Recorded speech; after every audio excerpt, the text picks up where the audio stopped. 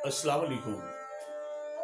जी हजूर, एक मरतबा फिर हाजिर हुआ, क्योंकि बाज़ार हुस्न के हवाले से जो मेरी पहली वीडियो थी, किस्त नंबर 1 के हवाले से, तो जहाँ से हमारा सिलसिला मुनक़ता हुआ था, वहीं से हम आगे की तरफ सफ़र करते हैं। बात हो रही थी कि मेरे उस्ताद मोहतरम के पास हाजिरी का वो मेरा पहला दिन था। शुरू में अजीब सा माहौल लगा। उस्ताद मोहतरम ने एक हॉल कमरा खोला। असल में वो हॉल कमरा क्या था, वो एक उनकी टैम बैठक थी जहां मुजरा हुआ करता था, और नीलो बाई के नाम से एक बहुत ही मशहूर तवाइफा थी, वो उसका कमरा था। उसकी बड़ी बहन, जिसे माई बाली कहते थे, उस्ताद जी की वो मनकूहा थी। लेकिन उस्ताद जी फितरतन बहुत ही शरीफ इंसान, और अक्सर वहाँ जब भी जाते थे तो शुरफा ही जाते थे। उस्ताद जी ने कमरा खोल के मुझे बैठाया कि बेटा आप यहाँ बैठो, मैं बस अभी आया। और ये अभी जो थी उनकी, वो कम से कम 1 घंटे पर मुश्तमिल थी। वसवसे पैदा होने लगे मेरे अंदर के कहीं उस्ताद जी ने अपना इरादा बदल ना दिया हो। अभी सोच ही रहा था कि उस्ताद जी साइड वाला उन्होंने दरवाजा खोला, क्योंकि बैक साइड पे इनकी रिहाइश थी। उनके हाथ में एक चीनी की प्याली थी, बहुत ही खूबसूरत से। आए बेटा, ये हलवा खा लो। मैंने इनकार किया, लेकिन किसकी मजाल थी कि उस्ताद का हुक्म ना मानते। मैंने वो बादामों का हलवा था, क्या कमाल का, वो मैंने खाया। समझाया कि बेटा मेरी बात सुनो, आज तुम्हारा पहला दिन है, लेकिन कुछ रस्में हैं उस्तादी और शागिर्दी की, आपको उनका हिस्सा बनना पड़ेगा। अब मेरे लिए ये सारी बातें नई थी। कहा कि अब आप घर जाओ, ये कमरा मैंने आपको दिखा दिया, आपकी तालीम इसी कमरे से शुरू होगी। आपने शाम को 4 बजे आना है, क्योंकि जब रस्म अदा होगी तो यहाँ के जो लोग हैं वो इस हॉल कमरे में वो मौजूद होंगे और आपकी वो रस्म अदा होगी। मैं घबराया हुआ था, मेरी जुर्रत नहीं थी कि मैं अपने उस्ताद से कोई सवाल करता। मैं फौरन खड़ा हो गया और वहां से चल पड़ा। वापसी घर आया। शाम तक सोचता रहा कि यार ये रस्म क्या होगी, कैसी होगी, मुझे तो कुछ पता नहीं। 4 बजे पहुंचा, देखा तो वो हॉल कमरा, उसमें लोगों ने आना शुरू कर दिया। वहां की बाइयां थी। यूं समझ ली कि आहिस्ता आहिस्ता वो माहौल इस तरह बन गया जैसे सरसों के खेत में तितलियां होती हैं, वही तितलियों का मंजर था। वो मंजर मैं कभी भी नहीं भूल सकता।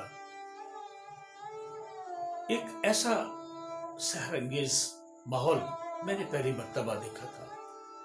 बड़ा ही सुरीला सा माहौल। उसी साइड दरवाजे से मई बाली, जो कि मेरी उस्तादन भी अब हो गई, उन्होंने मुझे इशारा करके बुलाया। जब मैं अंदर गया तो देखा काफी लवाजमात पड़े हुए थे, फ्रूट थे, मिठाइयाँ थी, और उसके बाद एक कोई गालिबन पग थी। वो मुझे समझाया कि बेटा ये तुम लेकर अंदर जाओगे, जब उस्ताद वहाँ बैठेंगे तो जाकर ये मिठाई उस्ताद को पेश करनी है, और ये गंडा बदाई की ये रस्म होती है।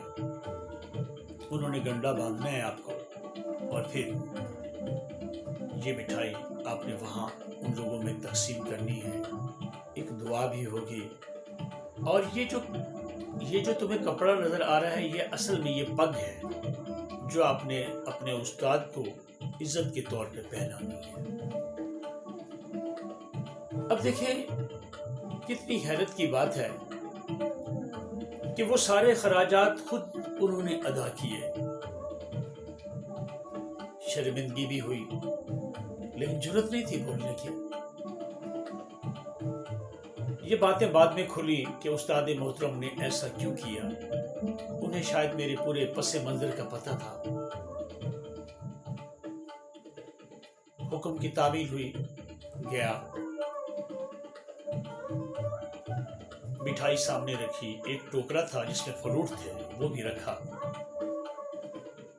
उस्ताद मोहतरम ने गंडा बांधा मेरे हाथ पर, दुआ की, पग भी पहनाई मैंने। सभी लोग जितने भी वहां मौजूद थे, वो तवाइफें थी, बहुत ही कम उम्र की, कुछ उनमें बुजुर्ग भी थी, सब मुझे मुबारकबाद सबने देना शुरू कर दी। चले जी, सोचा कि ये भी शायद इसी रस्म का हिस्सा होगा। वीवर्स, उसके बाद जो मंजर बना वहां, उस्ताद मोहतरम ने सबसे पहले मुझे हारमोनियम पर अपनी उंगलियां रख, एक हाथ मेरा उन्होंने सीधा किया और उन सुरों पर हाथ को रखा कि बेटा, आज तुम्हें मैं सबसे पहला जो सबक दे रहा हूं वो एक ऐसे राग का है जिसकी इब्तिदा की जाती है, और ये राग भैरव है। आहिस्ता आहिस्ता उल्टा सीधा हाथ लगाते लगाते जब वो मेरा हाथ सीधा हो गया तो उस हॉल में एक क्लैप की फिजा बन गई। सब खुश हुए कि उस्ताद जी, आपका ये शागिर्द ज़हीन है। खैर, उसके बाद ये हुआ, एक और तरह का मंजर मुंतजिर था मेरा। एक एक वो बाई आती और अपना वो सुर छेड़ती, वो राग छेड़ती, और पूरा माहौल एक मौसीकियत का माहौल था। मेरे लिए ये भी नया तजुर्बा था। इतनी सुरीली सुरीली सी ये लड़कियां, यकीन करें मुझे यही महसूस हुआ कि आज की ये जो जन्नत है, ये सुरों की जन्नत है। मैं उस सुरूर को आज भी महसूस करता हूँ। और माजरत खां हूँ, दोबारा मैं वजाहत कर दूं कि कभी कभी लफ्ज स्लिप होता है मुझसे, इसलिए भी होता है कि मैंने दोबारा इसे एडिट नहीं करना। जो मेरी सच्चाई है, मैं चाहता हूं कि नहीं, वो हकीकत समेत आप तक पहुंचे। बस क्या था, वो पहला दिन था, दूसरा दिन हुआ, तीसरा दिन हुआ, हर चीज नई देखता, हर दिन एक नया मंजर मुझे देखने को मिलता, और मैं एक अलग तरह का सुरूर महसूस करता। करते करते एक महीना गुजर गया। एक महीने के बाद मैंने गजल गानी शुरू कर दी, और जब मैंने गजल गानी शुरू की तो यकीन करें, वो तबले की थाप, वो सारंगी की आवाज, वो हारमोनियम की आवाज, वो मुझे अपनी तरफ खींचती थी। इस तरह खींचती थी जैसे एक आशिक हो और उसकी महबूबा,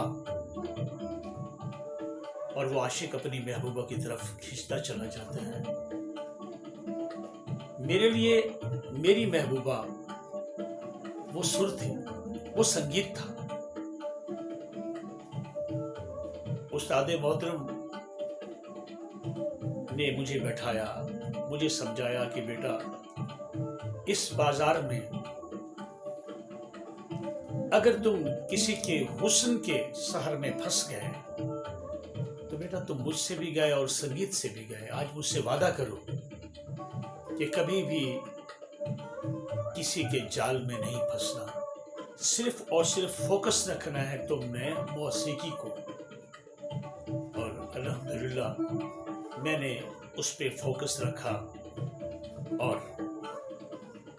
بقیہ کا جو میرا پیریڈ تھا وہ میرا کس طرح گزرا، انشاءاللہ وہ آپ کو اگلی قسط میں گوش گزار کروں گا کہ اس کے بعد کے مناظر کیا تھے، کیسے میں نے وہاں لوگوں کو ڈوبتے دیکھا،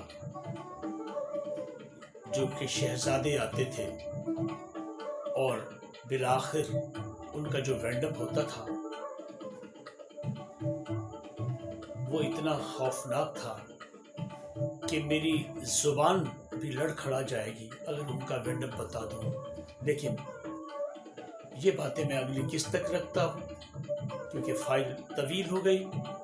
انشاءاللہ ہماری ملاقات ہوگی اب تیسری قسط میں، اس وقت آپ نے ملاحظہ کی دوسری قسط میں، اور آدابرز ہمیشہ خوش رہیں آپ، اور میرے اس چینل کو سبسکرائب ضرور کریں، آپ کی جانب سے حوصلہ افزائی ہوگی تب میں آگے بڑھ سکوں گا۔